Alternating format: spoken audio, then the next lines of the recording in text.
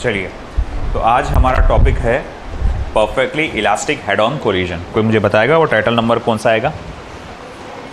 7.6.2। Perfectly elastic head on collision. Perfectly elastic head on collision. अब perfectly elastic head on collision के लिए आप imagine करिए कि दो ऑब्जेक्ट्स है of masses m1 and m2, both are moving in the same direction with respective velocities u1 and u2 such that the velocity of u1 is greater than u2। तो मैं यहाँ बोलूँगा consider two objects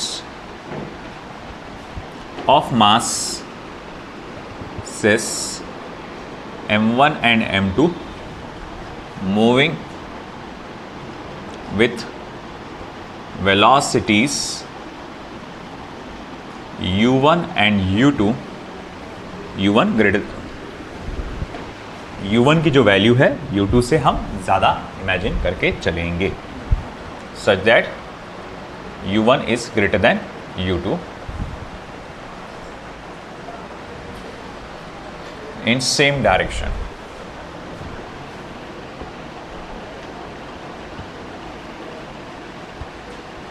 Full stop। After collision, if they travel with velocities v1 and v2 respectively, then by law of conservation of momentum, या एक काम करता हूँ, पहले डायग्राम बना लेता हूँ फिर law of conservation of momentum लगाता हूँ। तो दो ऑब्जेक्ट्स हैं of masses m1 and m2। This is of mass m1 travelling with velocity u1, this is another mass m2 travelling with velocity u2, है ना। यहाँ u1 बड़ा है u2 से, तो ऑफकोर्स ये हिट करेगा इसको। This is projectile and this is target. देखो अब फिर क्या हुआ, इनका कोलिजन हुआ, धड़ करके ये आपस में टकराए। फिर उसके बाद क्या हुआ, ये दोनों आगे बढ़े मगर अलग अलग रफ्तार से। ओके, ये दोनों आगे बढ़ गए। अब देखो, अब यहाँ लगाऊंगा मैं by law of conservation of momentum, by law of conservation of momentum. तो ये होगा m1 u1 plus m2 u2 is equals to m1 v1 plus m2 v2, है ना। ये इक्वेशन हमारे पास आ रही है। This is considered as equation number 1। अगर मेरे पास प्रोजेक्टाइल और टारगेट उनके मासेस है, उनकी इनिशियल वेलोसिटीज़ है, और प्रोजेक्टाइल और टारगेट में से किसी एक का फाइनल वेलोसिटी है। मान लो प्रोजेक्टाइल का फाइनल वेलोसिटी दिया है, टारगेट का पूछा हुआ है। समझ रहे हैं, m1 है, m2 है, u1 है, u2 है। क्या है, m1 m2 u1 u2 और v1 देकर v2 पूछा, या फिर v2 देकर v1 पूछा। मतलब कितने डेटा दिया रहेंगे? 5। m1 m2 u1 u2 v1 देकर v2 पूछा या v2 देकर v1 पूछा। तो आप ये फॉर्मूला लगा के वो सॉल्व कर सकते हैं, ठीक है। अब अगर मैं क्या करता हूँ, यहाँ पे इसको इधर लेके आ जाता हूँ। देखो m1 u1 minus v1 is equals to m2 v2 minus u2। ये हो जा रहा है हमारे पास इक्वेशन। इसको अभी फिलहाल ऐसे ही रहने दो, इसका इस्तेमाल हम बाद में करेंगे। अब जिस तरह से आपने law of conservation of momentum लगाया, वैसे ही आपको law of conservation of energy भी लगाना है by law of conservation of energy.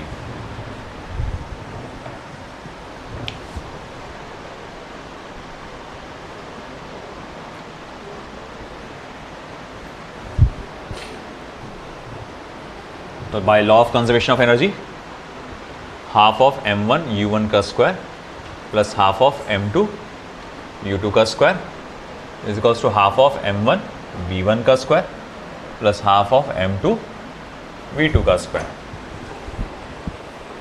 ठीक है, देखो अब यहां तुमको क्या नजर आ रहा है बेटा, इन सब अमजद ये शायद से मस्जिद में बैठे हुए सबके सब, बाकी बच्चे कहाँ हैं? अब हाँ लगाओ, नहीं आने मत दो उनको, वहीं रहने दो, सर ने मना कर दिया बोलना। अरे तो भाई नहीं भी पहुंची, उनका टाइम है मालूम है, हो गया टाइम, आ जाना, कर छोड़। तो हाफ कॉमन निकलेगा यहाँ से और कैंसिल हो जाएगा। और अब मैं क्या करूँगा, फिर देखूंगा इक्वेशन कैसी बनेगी, m1 u1 का स्क्वायर प्लस m2 u2 का स्क्वायर m1 v1 का स्क्वायर प्लस m2 v2 का स्क्वायर, ऐसी इक्वेशन बन जाएगी। अब यहाँ से ये m1 वाले टर्म को उधर लेके जाता हूँ, m2 वाले टर्म को इधर लेके आता हूँ। तो देयरफॉर m1 u1 का स्क्वायर माइनस m1 v1 का square is equals to m2 v2 का स्क्वायर माइनस m2 u2 का स्क्वायर। m1 कॉमन निकालो बेटा, u1 square minus v1 square, और यहाँ से m2 कॉमन निकालो, v2 square minus u2 square. इसे मैं इक्वेशन नंबर 3 देना चाहूँगा और ये इसे इक्वेशन नंबर 4। अब देखो हम क्या करने वाले हैं, इक्वेशन नंबर 4 को डिवाइड करूँगा मैं इक्वेशन नंबर 2 के साथ। देखो equation number 4 divided by equation number 2। तो अब ये इक्वेशन कैसे लिखी जा सकती है, देखो बेटा अच्छे से। तो m1 u1 square minus v1 square upon m1 u1 minus v1 is equals to m2 v2 का स्क्वायर माइनस u2 का square upon m2 v2 minus u2। m1 cancel, m2 cancel, u1 minus v1 u1 plus v1 upon u1 minus v1 v2 minus u2 v2 plus u2 upon v2 minus u2। Okay बेटा, अब देखो क्या हुआ, फिर ये और ये cancel हुआ, ये और ये कैंसिल हुआ। आप समझ में आया, ए स्क्वायर माइनस बी स्क्वायर, ए माइनस बी ए प्लस बी वाला फॉर्मूला लगा यहाँ पे, है ना। तो फिर ये हो गया आपका u1 plus v1 is equals to v2 plus u2। Okay, तो मैं इसको यहाँ लिख सकता हूँ, therefore u1 minus u2 is equals to v2 minus v1।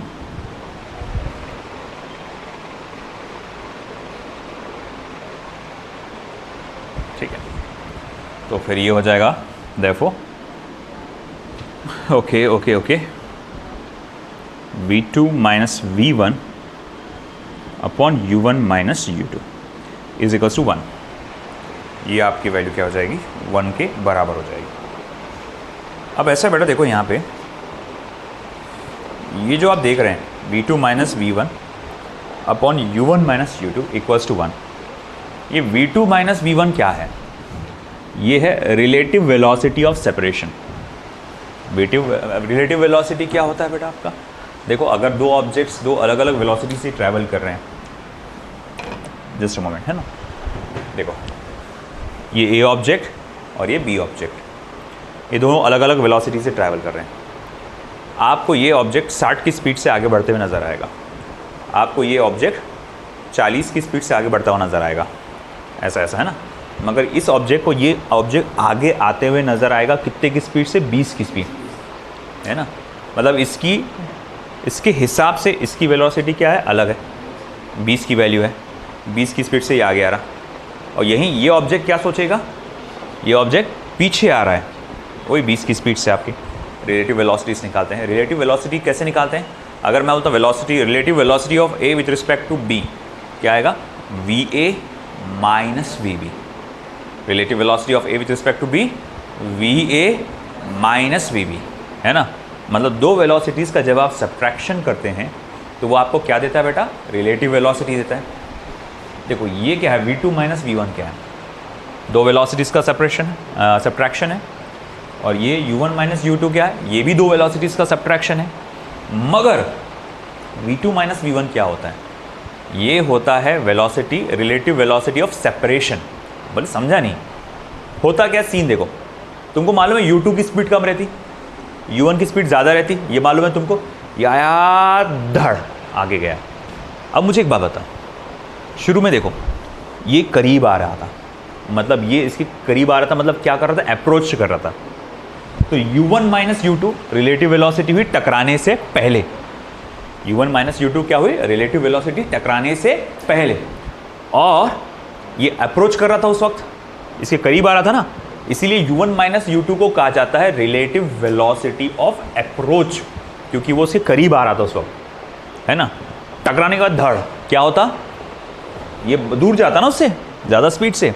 अब इनमें क्या आ रहा, सेपरेशन हो रहा, मतलब टकराने के बाद क्या होता है, सेपरेशन होता है। तो देखो ये फाइनल वेलोसिटीज़ का सब्ट्रैक्शन है, फाइनल वेलोसिटीज़ का सब्ट्रैक्शन है। तो ये जो सब्ट्रैक्शन है यानी रिलेटिव वेलोसिटी है, कब का, टकराने के बाद का। टकराने के बाद क्या होता है, सेपरेशन, तो इसीलिए कहा जाता है इसको रिलेटिव वेलोसिटी ऑफ सेपरेशन। तो ये जो रेशियो नज़र आ रहा है ना आपको, ये v2 minus v1 upon u1 minus u2, यानी कि relative velocity of separation upon relative velocity of approach upon relative velocity of approach, इसी चीज को कहा जाता है कोएफिशिएंट ऑफ रेस्टिट्यूशन। इसी चीज को क्या कहा जाता है, coefficient of restitution, relative velocity of separation upon relative velocity of approach. इससे हम लोग क्या कहते हैं बेटा, कोएफिशिएंट ऑफ रेस्टिट्यूशन। और जैसे कि आप देख सकते हैं, फॉर परफेक्टली इलास्टिक कोलिजन, यहां पर जो कोलिजन हुआ वो परफेक्टली इलास्टिक ही है ना, perfectly elastic collision, coefficient of restitution की वैल्यू क्या हो जाती है, 1। देख रहे हैं ना, v2 minus v1, u1 minus u2 1 है, आया समझ में। इधर का हो गया।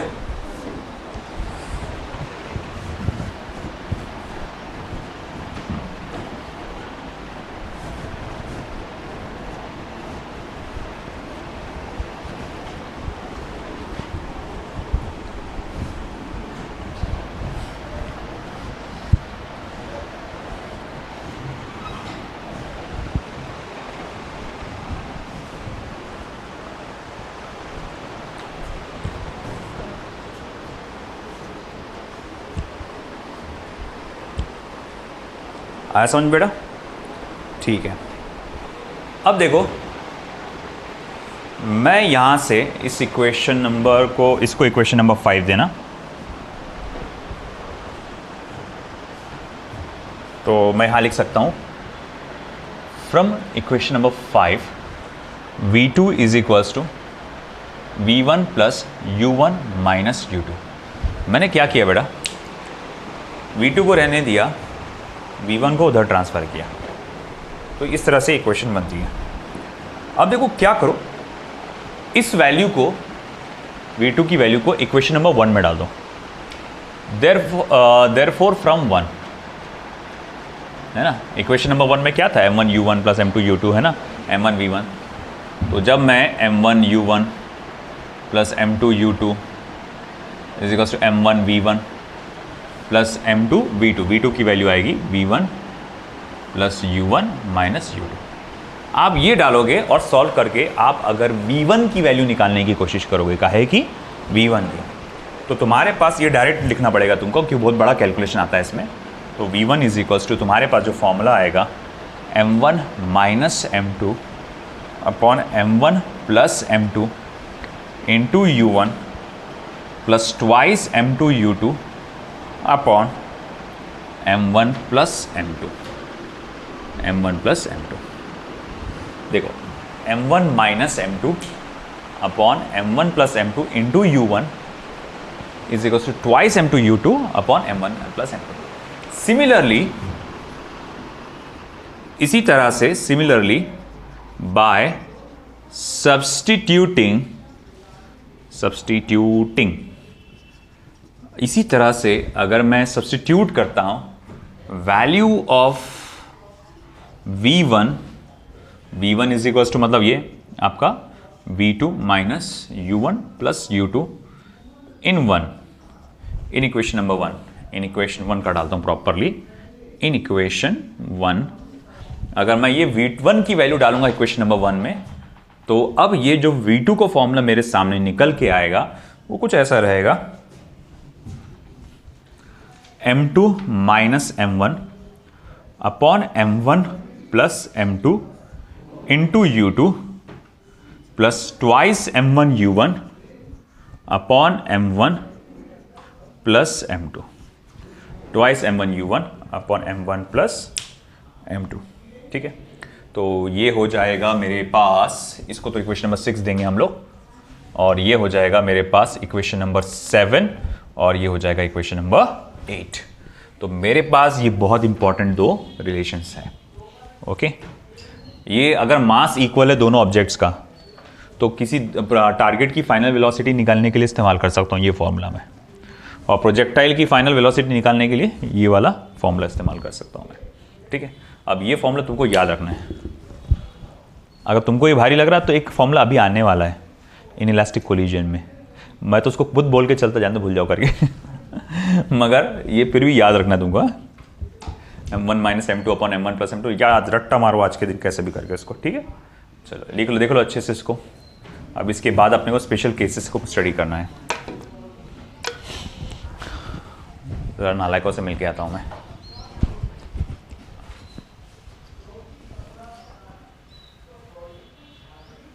ये क्या हो गया इसको भैया?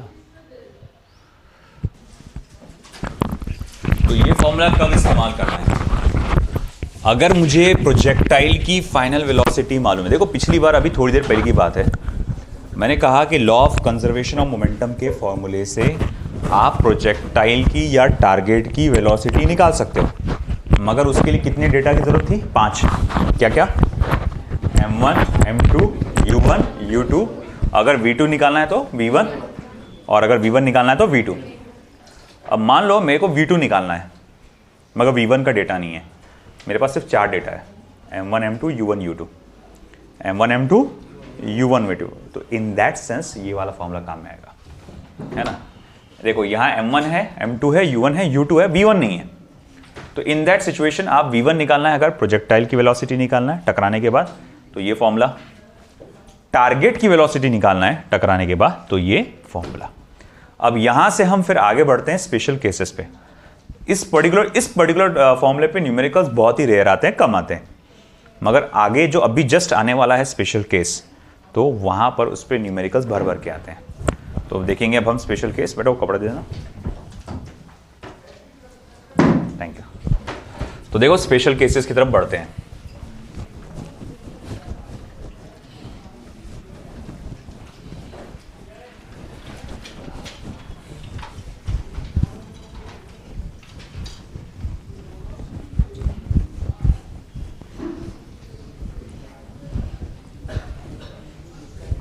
ओके देखो, बातें करने हैं तो इससे अच्छा बाहर थे तुम, अच्छी खामोशी से जो क्लास चल रही है उसको डिस्टर्ब कर दे रहे तुम फिर।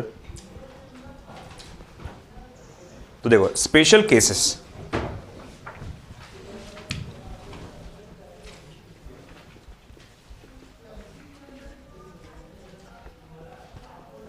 स्पेशल केसेस, इसमें सबसे पहला केस 1। केस 1 क्या कहता है? इस m1 is equals to m2, मतलब प्रोजेक्टाइल और टारगेट दोनों का मास कैसा बेटा? सेम है। तो इन दैट सिचुएशन क्या होगा तुम खुद देखो, m1 इक्वल्स टू m2 अगर रहा तो ये वाला पूरा का पूरा पार्ट 0 हो जाएगा, क्योंकि यहां सब्ट्रैक्शन है, बचेगा ये। अब अगर M1 और M2 सेम है तो मैं यहां लिख सकता हूं, देखो V1 इज इक्वल्स टू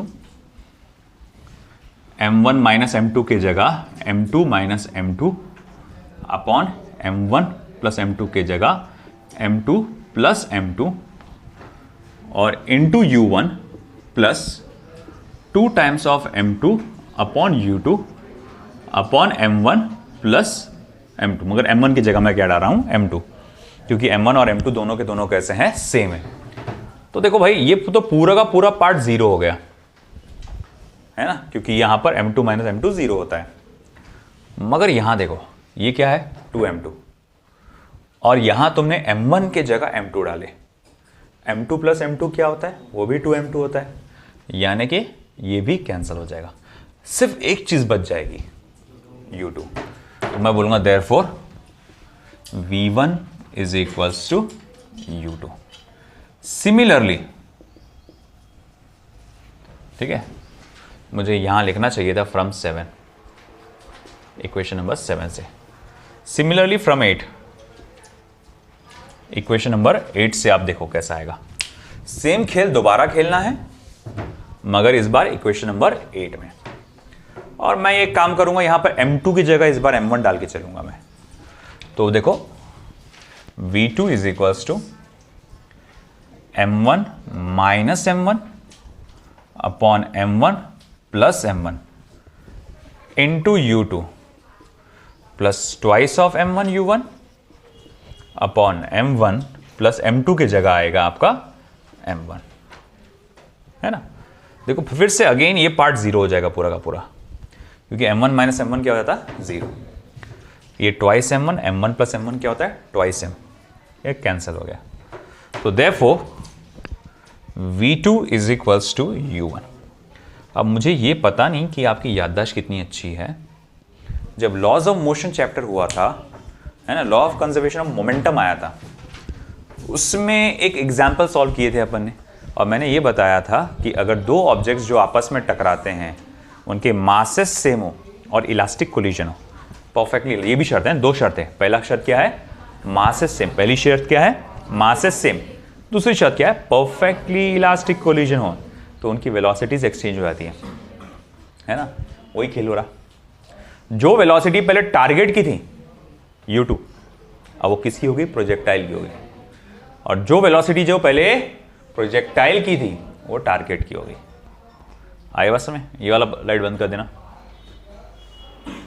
ऊपर ऊपर ऊपर, ये नहीं, वहीं उसकी ऊपर। हाँ समझ में आई। तो भाई ये देखो ध्यान में रखना इस बात को। चलो लिख लो इसको, इक्वेशन नंबर 9 और इक्वेशन नंबर 10।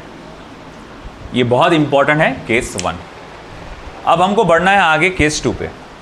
केस 2 पे आगे बढ़ने के लिए मुझे ये जगह खाली चाहिए। मैं इसी जगह केस 2 लिखना चाहता हूँ, क्योंकि मुझे वो इक्वेशंस चाहिए सामने। ठीक है, तो आप लिखो फटाफट केस 2 और बढ़ो आगे। मैं रुक जाता हूँ थोड़ी देर।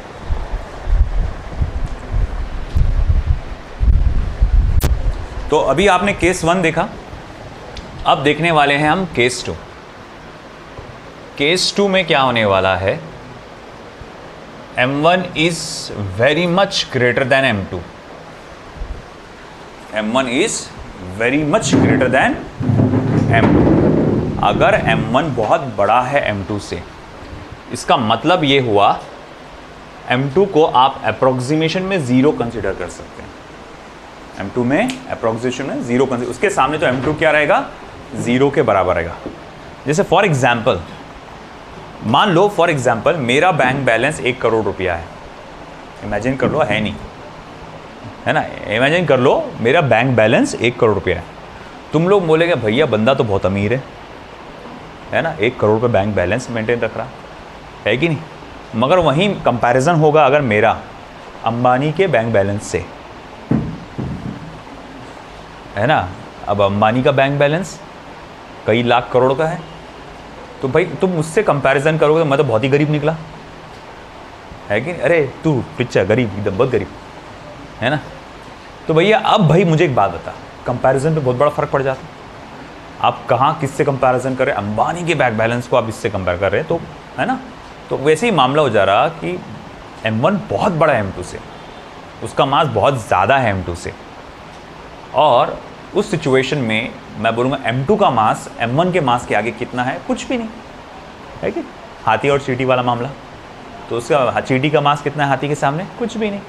तो इसीलिए m2 को अपन क्या पकड़ के चल सकते हैं? 0। अब यही वैल्यू m2 की जो वैल्यू 0 आप ये यहाँ डाल दो, equation number 7।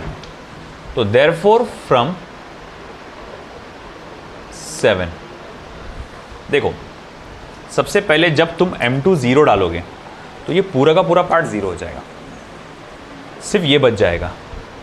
Therefore v1 is equals to m1 minus 0 upon m1 plus 0 multiply by u1। अरे भाई ये तो सेम चीज़ हो गई, तो जाहिर बात है देयरफॉर बचेगा क्या? v1 इज इक्वल्स टू आपका हो जाएगा u1, v1 equals to u1, ठीक है। और अगर इसी तरह से मैं अगर इक्वेशन नंबर 8 को देखता हूं, फ्रॉम 8, इक्वेशन नंबर 8 में m1 की वैल्यू 0 डालो तो क्या खेल होगा? v2 इज इक्वल्स टू, देखो m1 0, m1 0, फिर बचेगा क्या? m2 upon m2 into u2, यानी कि सिर्फ क्या बच जाएगा आपका वहां पर? v2 is equals to u2 रह जाएगा सिर्फ, मतलब ये टर्म में सिर्फ u2 रह जाएगा। बात समझ रहे क्या? इतने हिस्से में, अभी इधर आया नहीं, मैं इसी हिस्से की बात कर रहा हूं मैं। m1 तो 0 हो गया, m1 भी 0 हो गया, m2 अपॉन m2 क्या होता? 1 मल्टीप्लाई बाय u2 क्या होगा? u2, तो वो u2 बाकी रहेगा। हाँ, इसका क्या होगा? बोले यहाँ कौन 0 है? अरे यार गलत कर डाले, m1 is very much greater than m2 0, sorry m1 he m2 0 करना था। हाँ फिर से जाते हैं, तो m2 0 बचा क्या? m1 अपॉन m2, यानी याद रखना माइनस m1 अपॉन m2 बचेगा। मैं लिख देता हूँ एक काम कर, कहाँ ज़बरदस्ती का एदीपना कर रहा हूँ मैं भी।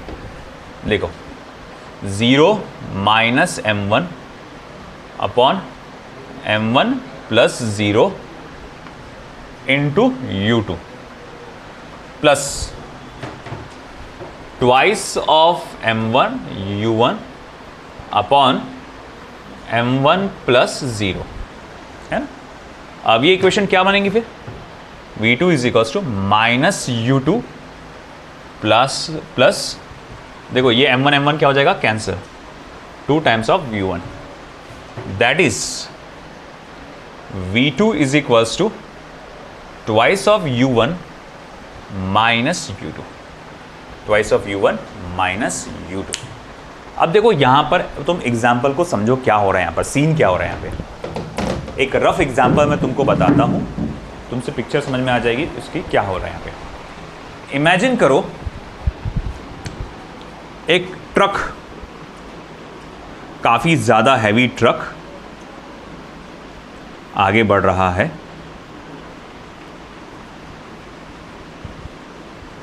With certain velocity. मान लो इसकी जो वेलोसिटी है 60 किलोमीटर पर आवर है, 60 किलोमीटर पर आवर के स्पीड से बाहर जा रहा है ना। और यहाँ पर एक छोटा सा हल्का फुल्का बॉल रखा गया है, वो आता है ना जो बच्चे खेलते जिस बॉल से, एकदम वो छोटा सा फुटबॉल आता प्लास्टिक का, एकदम हल्का फुल्का रहता, वैसा एक थोड़ा सा बड़ा सा फुटबॉल रखा गया। ओके, रखा नहीं गया, मैं इसको भी आगे लेके जाता हूँ थोड़ा सा। मान लो ये 10 किलोमीटर पर आवर की स्पीड से आगे ट्रैवल कर रहे हैं, इसका मास m1 रहेगा, इसका मास m2 रहेगा, ये u2 की वैल्यू है ना। अब मुझे एक बात बताओ, वो हल्का फुल्का बॉल जब इस ट्रक से टकराएगा, देखो लगता क्या भाई ये ट्रक की स्पीड में कुछ कमी आ जाएगी? नहीं, ट्रक अभी भी अपनी स्पीड से बढ़ता रहेगा, ट्रक की स्पीड अभी भी वही के वही रहेगी, है ना। तो मैं बोलूँगा भैया ट्रक की टकराने के बाद फाइनल स्पीड क्या है? तो वही u1 के बराबर, यानी 60 किलोमीटर पर आवर। मगर बॉल बहुत धड़ करके आगे फेंका जाएगा बॉल। अच्छा, फुटबॉल कितनी स्पीड से जाएगा फिर आगे? ये छोटा जो हल्का सा फुटबॉल है प्लास्टिक का, तो उसकी स्पीड नापने के लिए तो आप क्या करो, v2 is equals to twice of u1 minus u2। Simple, truck की स्पीड को डबल करो, ट्रक की स्पीड को डबल, यानी भारी वाली चीज़ की स्पीड को डबल करो, 2 मल्टीप्लाई बाय 60, और इस जिस स्पीड से ये आगे जा रहा था उसकी स्पीड को माइनस कर दो। तो 120 में से गया 10, कितना हुआ फिर ये 110 किलोमीटर पर आवर। तो 110 किलोमीटर पर आवर की स्पीड से वो फेंके जाएगा आगे की तरफ। सीन समझ में आया?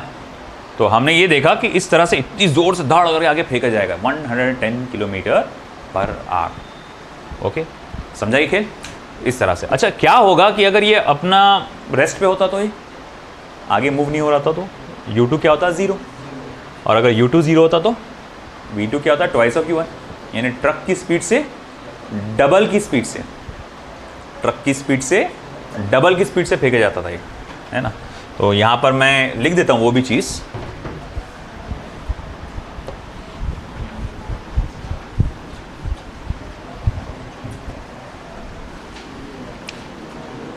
If and only if u2 equals to 0, तो v2 will be twice of u1। अगर u2 0 के बराबर होता तो ये ट्वाइस ऑफ u1 के बराबर होता। आई बार समझ में आपको, है ना। तो हमने ये देखा किस तरह से होता है। अब केस थर्ड में क्या आएगा? ऑफ कोर्स इसका, इस सिचुएशन का उल्टा केस थर्ड में। थोड़ा सा ऊपर ले लेता हूं उसको। Case third, m1 is very much less than m2। m1 जो है m2 से बहुत ज़्यादा छोटा है। अगर ऐसा हुआ इसका मतलब m1 विल बी अप्रोक्सीमेशन में 0 के बराबर। इम्प्लाइज m1 इक्वल्स टू क्या है 0, है ना। मान लो एक ट्रक जा रहा है आगे एक पर्टिकुलर स्पीड से, तुम्हारे पास एक रबर की बॉल है, तुम रबर की बॉल से ट्रक के ऊपर फेंक के मारते हो, तो ट्रक पे से टकरा के वापस आएगा, है ना। तो मुझे एक बात बताओ, रबर की बॉल के मास और ट्रक के मास में ज़मीन आसमान का फ़र्क है। तो मैं रबर का बॉल का मास, रबर का जो बॉल है उसका मास तकरीबन 0 मान के चल सकता हूँ as compare to that of truck, है ना। तो वही सीन अब यहाँ पर होने वाला है। मगर मेरा सवाल फिर से वही है कि अब इनकी v1 और v2 की वैल्यूज़ क्या होगी, है ना। चलो देखते हैं क्या होगी values. v1 is equals to, मैं पहले इक्वेशन नंबर 7 देखूँगा, चुनूँगा फ्रॉम 7। v1 इक्वल्स टू, याद रखना इस बार तुमको m1 की वैल्यू 0 डालना है, तो डालते हैं 0। पिछली बार किसी वैल्यू डाले थे 0, m2 की वैल्यू, हाँ ठीक है, m1 की वैल्यू 0 डालेंगे पर। तो 0 minus m2 upon 0 plus m2 into u1 plus 2m2 u2 upon 0 plus m2। ठीक है, तो अब ये क्या रह जाएगा? Therefore v1 is equals to minus u1 plus 2 times of u2, और v1 is equals to 2u2 minus u1। इसको इक्वेशंस तो नहीं दिया मैंने, अरे पिछली बार कहाँ ख़त्म किए थे अपन ने? 9 और 10, है ना। इक्वेशन 11, इक्वेशन 12, इक्वेशन 13, ये आ गया इक्वेशन नंबर 14। तो twice of u2 minus u1, okay, ये आ गया v1 की वैल्यू। एंड सिमिलरली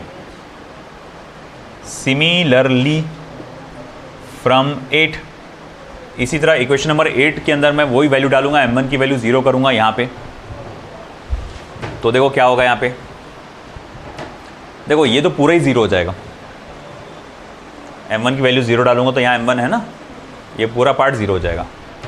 तो v2 minus v1, sorry v2 is equals to m2 minus 0 plus m2 into u2 और प्लस 0, क्योंकि वो पूरा का पूरा पार्ट क्या हो गया 0 हो गया। तो यानी कि यह क्या होगा फिर v2 is equals to u2, equation number 15, v2 is equals to u2। देखो क्या हुआ फिर, अगर मान लो ट्रक जा रहा है 60 की स्पीड से, ट्रक जा रहा है 60 की स्पीड से, तुमने बॉल फेंक के मारे 100 की स्पीड से, उससे ट्रक को क्या फ़र्क पड़ेगा? ऐसे थोड़ी कि ट्रक झटके से आगे चला जाएगा, ऐसा होता क्या? या ट्रक जा रहा है आगे जाके बोले भाई हीरो ने एक भुक्का मारा ट्रक को, बोले स्पीड बढ़ गई, है ना? ये सिर्फ साउथ इंडिया में होता है ना, या फिर हॉलीवुड की मूवीज़ में होता, जिसमें कोई एंट मैन रहता है, चीटी man, monkey man, funky man, 10 हर जानवर का मैन बना दिया उन्होंने, है ना? पता नहीं क्या डोंकी मैन भी बनाएंगे आगे, है ना? तो इसी तरह से यहाँ हम लोग ने देखा कि यहाँ पर ट्रक की स्पीड को कोई फ़र्क नहीं पड़ने वाला। हाँ, फ़र्क किसको पड़ने वाला है? बॉल की स्पीड को। एग्जाम्पल नंबर्स के साथ ले लेते हैं, वही खेल वापस से। ये ट्रक देखो आगे बढ़ रहा है,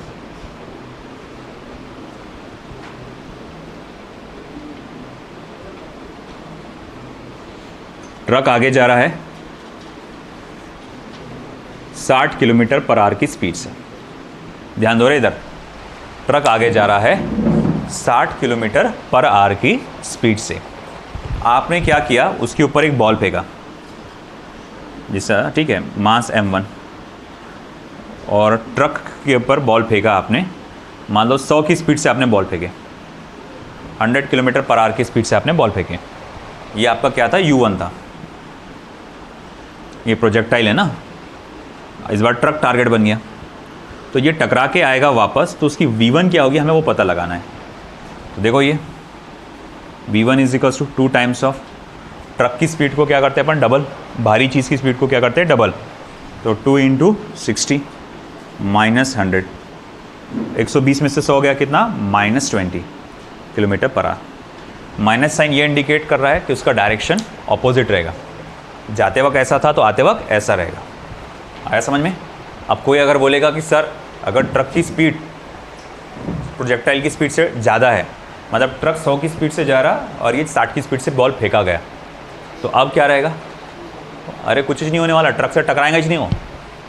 अरे भाई तुम्हारे बॉल की स्पीड कम है ना, ट्रक तो तेज़ी से आगे निकल गया, तब तो कोई कोलिजन ही नहीं होगा, है ना? समझा कि नहीं समझा ये बात? तो भैया यहाँ हमने देखा कि ये जाके वापस आएगा और इसकी स्पीड जो रहेगी -20 की आ जाएगी। आया समझ? This is it. ठीक है, लिख लो ये पूरा पार्ट।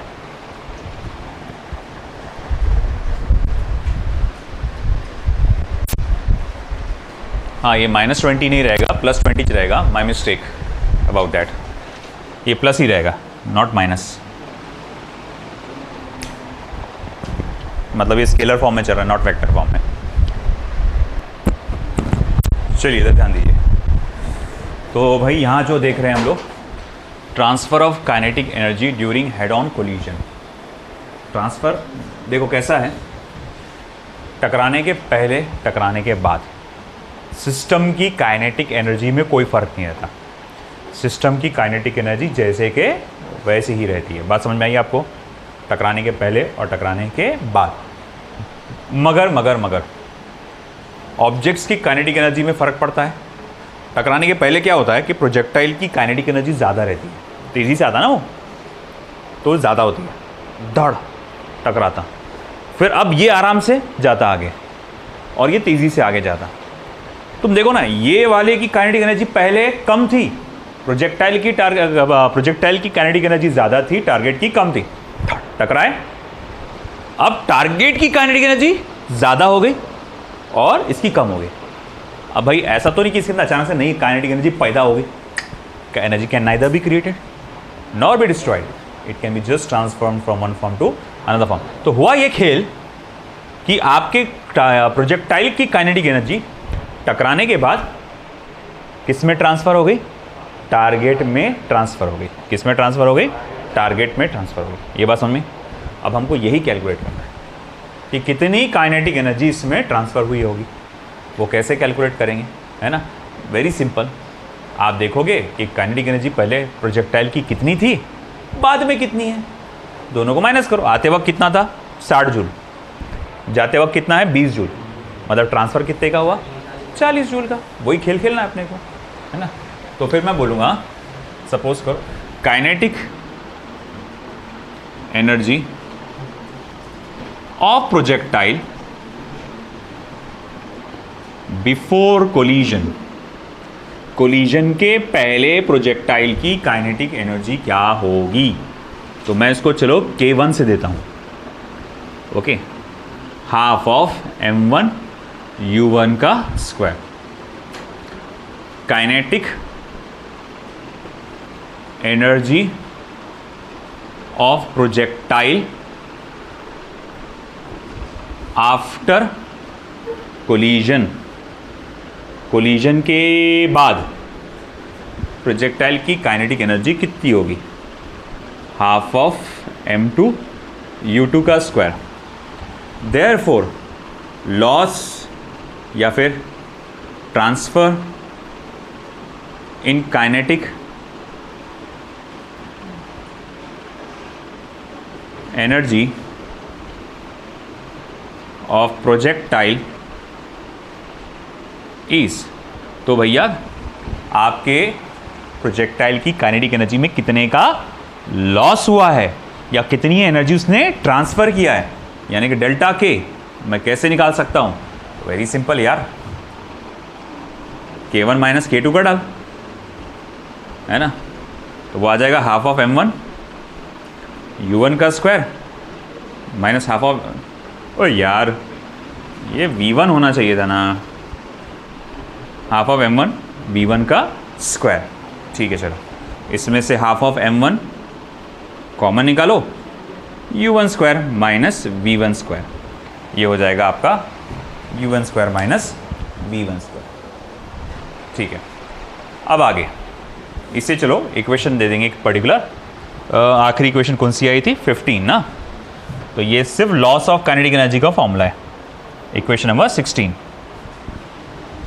अब मुझे जो अगला देखना है वो है fractional loss of kinetic energy, fractional loss of kinetic energy, fractional loss of kinetic energy. तो what is fractional loss of kinetic energy? Delta K upon K. बोले समझा नहीं यार, अरे loss in kinetic energy upon initial kinetic energy, यानी कि simply k1 minus k2 upon k1, है ना। अब आप सोच रहे हो कि सर k2 माइनस k1 आना चाहिए ना, आना चाहिए, ऐसा नहीं है, आता है, मगर वो k2 माइनस k1 की वैल्यू माइनस में आएगी। काय में आएगी? माइनस, क्योंकि बाकी काइनेटिक एनर्जी कम है ना, तो अपने को वो नहीं चाहिए माइनस प्लस, अपने को सिर्फ वैल्यू से मतलब है, अपने को माइनस है कि प्लस है उससे फ़र्क नहीं, अपने को सिर्फ कितना है वैल्यू से मतलब है, तो इसलिए बड़े में से छोटा माइनस किया मैंने। ठीक है, खैर k1 minus k2 half of m1 u1 का स्क्वायर माइनस v1 का square upon half of m1 u1 का स्क्वायर। अब देखो इसमें से हाफ ऑफ m1 कैंसिल हो जाएगा, बचेगा क्या? u1 का स्क्वायर माइनस v1 का स्क्वायर अपॉन u1 का स्क्वायर। ठीक, u1 के स्क्वायर को दोनों जगह सब्सटीट्यूट कर दो, बांट दो, डिस्ट्रीब्यूट कर दो। देखो फ्रैक्शनल लॉस यानी कि डेल्टा के अपॉन के, डेल्टा के अपॉन के को आप ऐसा लिख सकते हैं 1 माइनस v1 अपॉन u1 का whole square, 1 minus v1 upon u1 का होल स्क्वायर। समझा ना? u1 square upon u1 square क्या आएगा? 1, और बाद में v1 square upon u1 square हो जाएगा, दोनों का स्क्वायर तो कॉमन में ले सकता मैं, है ना, ये ब्रैकेट में नहीं भी लिखा तो चलता है, ऐसा कुछ ज़रूरी नहीं है। तो 1 minus v1 square upon u1 square, ये नीचे का हो गया ना।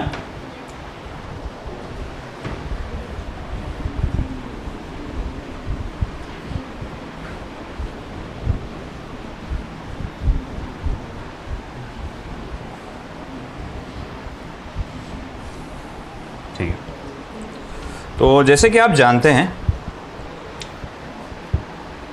इसे क्वेश्चन नंबर दे देना चाहिए, इसे क्वेश्चन नंबर 17 दे दो, ये भी कभी कभी काम में आता है, क्योंकि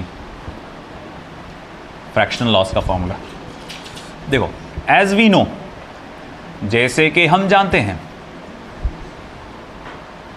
क्या जानते हैं भैया? v1 का formula m1 minus m2 upon m1 plus m2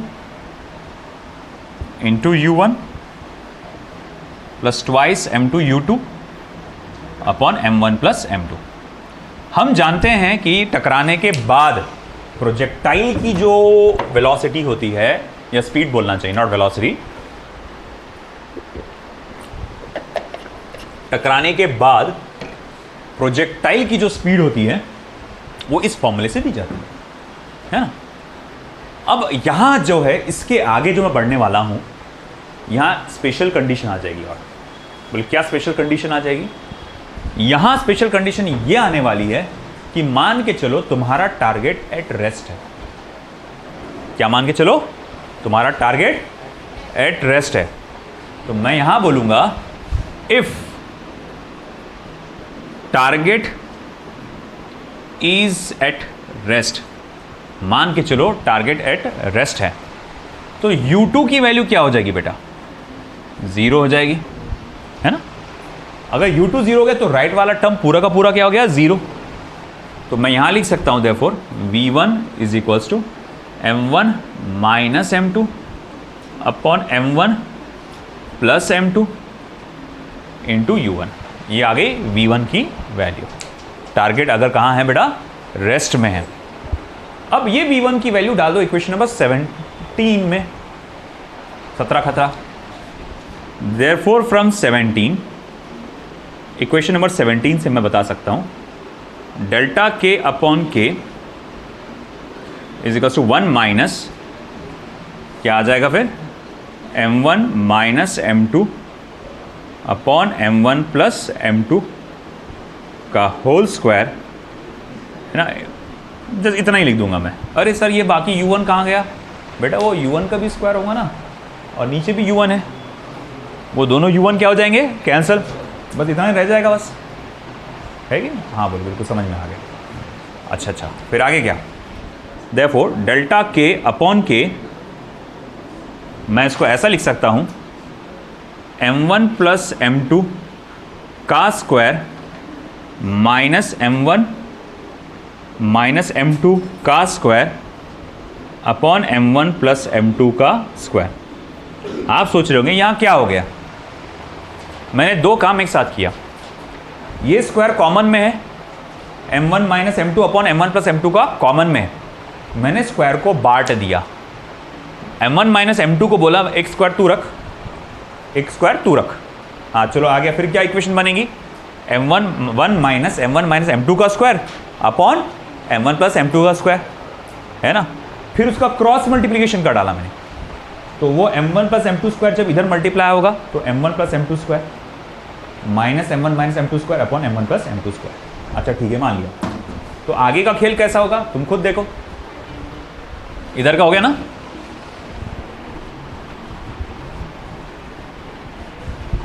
तो आगे क्या होने वाला है? Therefore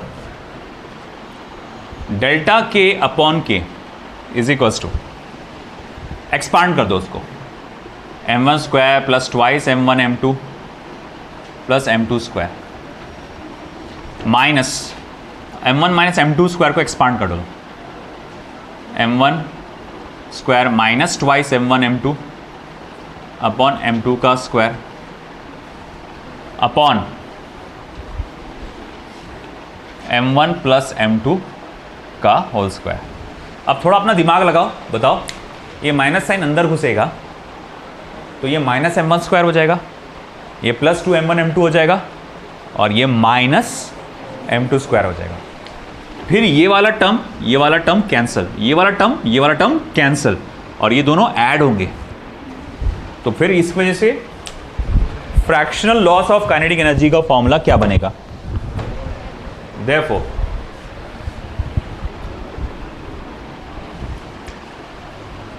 Therefore delta K upon K is equals to, ये हो जाएगा 4 M1 M2 upon M1 plus M2 का होल स्क्वायर।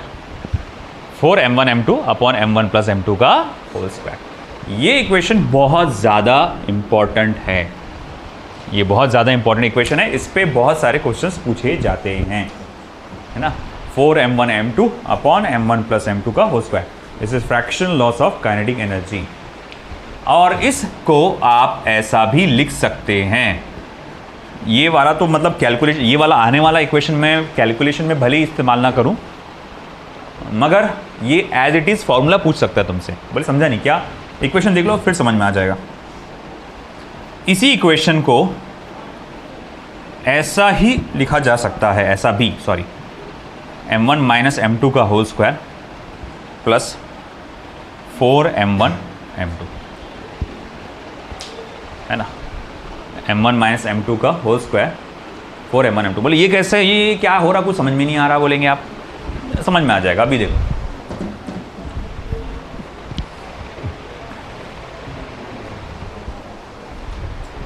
डिनोमिनेटर में तुमको क्या नजर आ रहा, इससे ऊपर वाले इसमें देखो, इस पे ऊपर वाले इसमें m1 प्लस m2 का होल स्क्वायर। तो m1 प्लस m2 के होल स्क्वायर को आप लिख सकते हैं m1 square plus twice m1 m2 plus m2 square, है ना, लिख सकते, बिल्कुल लिख सकते। अब अगर ऐसा है, मैं चाहूं तो इस इक्वेशन को ऐसा नहीं लिख सकता मैं, 4m1 m2 minus 2m1 m2 plus m2 का स्क्वायर, हाँ या ना? अरे 2 को 4 माइनस 2 नहीं लिख सकता क्या मैं? लिख सकता ना, तो 2 के जगह 4 माइनस 2 का डाला मैंने। अब ये वाले को थोड़ा साइड में कर डाला और इसको इधर कर,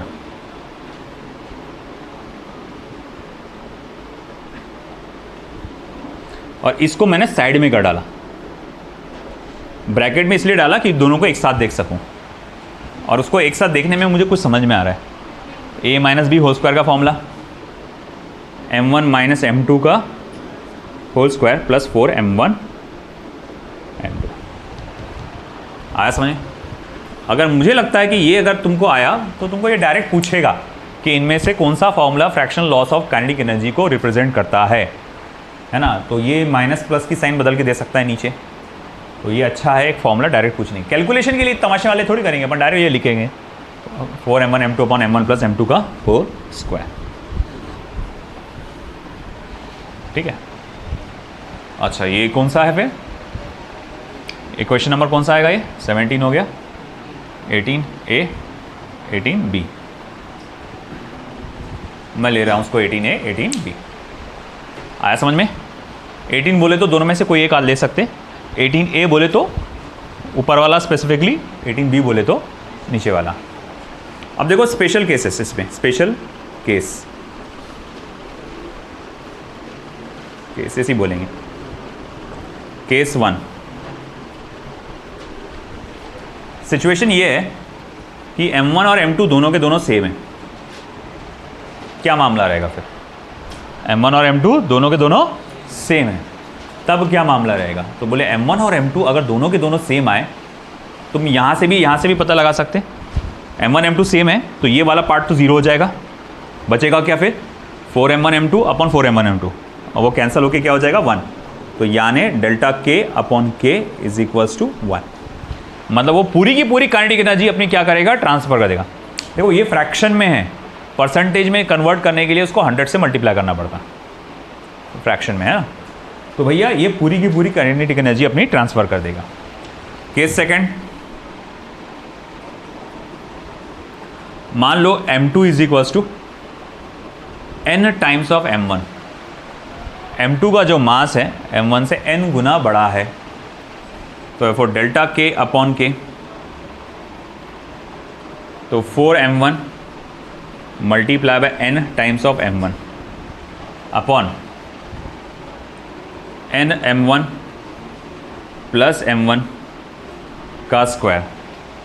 देखो यहाँ से m1 ये मल्टीप्लाई होकर क्या बनेगा? m1 स्क्वायर बनेगा। ये क्या बन जाएगा? m1 square. और n m1 प्लस m1 में से m1 स्क्वायर को कॉमन निकालो, नीचे का m1 स्क्वायर ऊपर का m1 स्क्वायर कैंसिल हो जाएगा। देखो delta k upon k is equals to, ये बचेगा फिर 4n, ओ n रे बाबा, 4n अपॉन n प्लस 1 का whole square.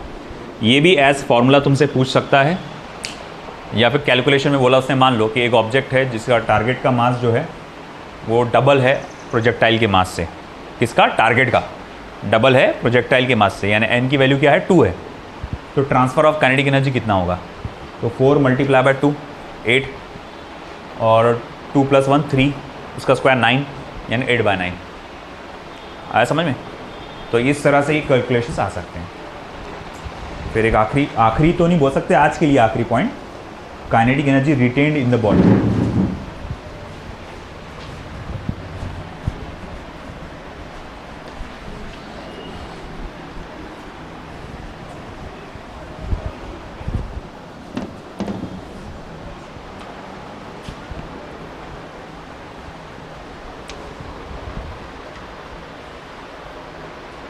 Kinetic energy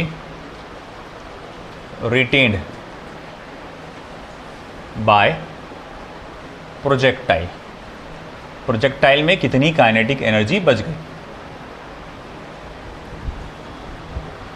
delta K upon के रिटेन्ड, बची हुई मतलब। बहुत सिंपल है यार। देखो मुझे एक बात बताओ, अगर मैं परसेंटेज में बता रहा हूँ, बोल रहा हूँ बात को, सुनो मेरी बात को पहले। अगर मैंने कहा कि अब देखो ये प्रोजेक्टाइल आया, टारगेट से टकराया, उसने 60%, कितनी 60% काइनेटिक एनर्जी उसको दे दिया, तो बची कितनी उसके पास? 40। तुम परसेंटेज में जब वो निकाल रहे तो तुम किस में से माइनस कर रहे? 100 में से। परसेंटेज में निकाल रहे तो 100 में से माइनस कर रहे ना तुम। अगर मैंने देखा प्रोजेक्टाइल आया, टारगेट को हिट किया, उसे 70% काइनेटिक एनर्जी ट्रांसफर कर दिया, तो बची कितनी? 30। अभी भी तुमने क्या करे, 100 में से 70 को माइनस किया, तुमने बोले 30। ये तो परसेंटेज में बोल रहे।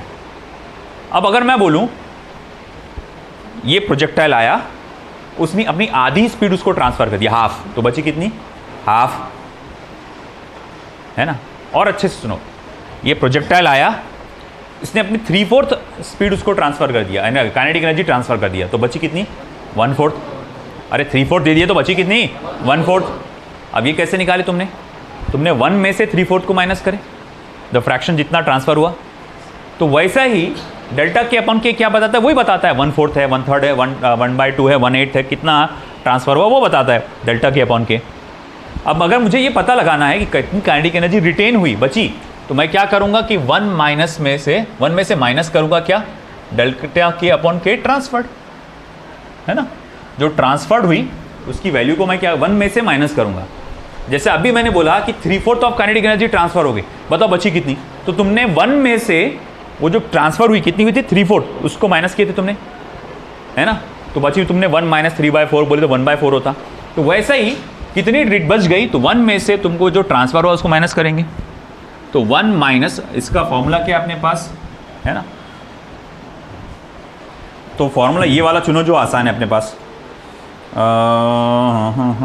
Kinetic energy retain. देखो अपने पास ये वाला फॉर्मूला था ना, 1 माइनस m1 माइनस m2, यहाँ लिखा हुआ है क्या?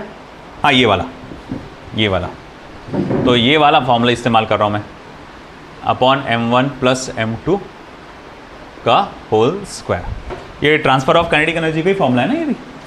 तो ये वाला फॉर्मूला लगा रहा हूँ, तो ये कैंसिल होके क्या बचेगा फिर? m1 minus m2 upon m1 plus m2 का होल स्क्वायर। मतलब ये जो फॉर्मूला है मुझे क्या बताता है? कितनी काइनेटिक एनर्जी किसी बॉडी में या प्रोजेक्टाइल में कहना बाकी रह गई है। ये हो गया इक्वेशन नंबर 19। आया समझ में? This is it. तो आज के लिए यहीं, मगर मामला अभी ख़त्म नहीं हुआ। कल हम लोग और देखेंगे और कल इसके रिलेटेड न्यूमेरिकल्स भी लेंगे। ओके, बाकी का सब देखते हैं कल।